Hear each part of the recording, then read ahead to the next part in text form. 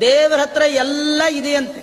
ದೇವರ ಹತ್ರ ಇಲ್ಲದ ಒಂದೇ ಐಟಮ್ ಯಾವುದಂದ್ರೆ ಪ್ರೀತಿ ಇಲ್ಲಂತೆ. ದೇವರ ಹತ್ರ ಭಕ್ತಿ ಅವನ ಹತ್ರ ಇಲ್ವಂತೆ.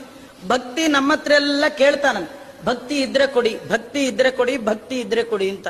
ನಾವು ಏನ್ ಸ್ವಾಮಿ ಏನ್ ಬೇಕಾದ್ರೂ ಕೇಳಿ ಕೊಡ್ತೀವಿ, ಭಕ್ತಿ ಒಂದ್ ಕೇಳ್ಬೇಡ. ನಾವು ಅವನಿಗೆ ಬೇಕಿರೋದು ಭಕ್ತಿ, ನಮ್ಮ ಹತ್ರ ಇಲ್ಲದೆ ಇರೋದೇ ಭಕ್ತಿ. ಆದ್ರಿಂದ ದೇವರಿಗೆ ಭಕ್ತಿ ಒಂದೇ ಬೇಕು. ಆ ಭಕ್ತಿ ಬರಬೇಕಾದ್ರೆ ದೇವರಲ್ಲಿ ಅವನ ಮಹಾತ್ಮೆಯನ್ನ ಚೆನ್ನಾಗಿ ಕೇಳಬೇಕು. ಭಕ್ತಿ ಅಂದ್ರೆ ಇನ್ನೇನಿಲ್ಲ, ದೇವರನ್ನ ಕಂಡಾಗ ತಲೆ ಬಗ್ಗಿಸ್ಬೇಕು. ಬಗ್ಗಿಸ್ತೀವಲ್ಲ ಆಚಾರ್ಯ, ಇಲ್ಲ ನೀವು ನಾವು ಬಗ್ಸೋದು ಯಾಕೆ ಗೊತ್ತಾ? ಬಗ್ಸಿ ಅಭ್ಯಾಸ ಆಗಿರೋದ್ರಿಂದ ಬಗ್ಗಿಸ್ತೀವಿ. ಯಾವಾಗ ದೇವಸ್ಥಾನಕ್ಕೆ ಹೋದ್ರೂ ತಲೆ ಪ್ರಾಕ್ಟೀಸ್ ಆಗಿದೆ ಬಗ್ಗಿಸ್ತೀವಿ.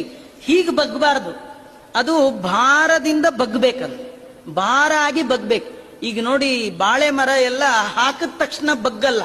ಅದು ಯಾವಾಗ ಬಗ್ಗತ್ತೆ ಅಂದ್ರೆ ಬಾಳೆ ಗೊನೆ ಆದಾಗ ಹೀಗೆ ಬಗ್ಗತ್ತಂತೆ.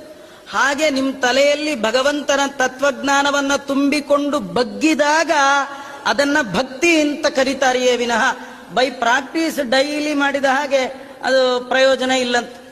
ಭಾವವಿಲ್ಲದ ಭಕುತಿ ಅದು ಕುಹಕ ಯುಕುತಿ ಅಂತಾರೆ. ಸುಮ್ಮನೆ ತಿರುಗಿದ್ವಿ, ಅದು ಯಾವಾಗ್ಲೂ ಮಾಡಿ ಅಭ್ಯಾಸ. ನಮ್ಗೆ ಮಠ ಅಂತಂದ್ರೆ ಒಂದ್ ರೌಂಡ್ ಹೊಡಿಬೇಕು, ಒಂದು ನಮಸ್ಕಾರ ಮಾಡಿ, ಇದು ಅಭ್ಯಾಸ. ಇದು ನೀವು ಭಕ್ತಿ ಭಾರದಿಂದ ಬಿದ್ದದ್ದಲ್ಲ. ಒಬ್ಬನಿಗೆ ಹೊರಲಾಗದಷ್ಟು ಬೆನ್ನಿನ ಮೇಲೆ ಭಾರ ಹಾಕಿದ್ರೆ ಆ ಭಾರ ತಡಿಲಿಕ್ಕಾಗದೆ ಅವನು ಕೆಳಗೆ ಬೀಳ್ತಾನಲ್ಲ, ಹಾಗೆ ದೇವ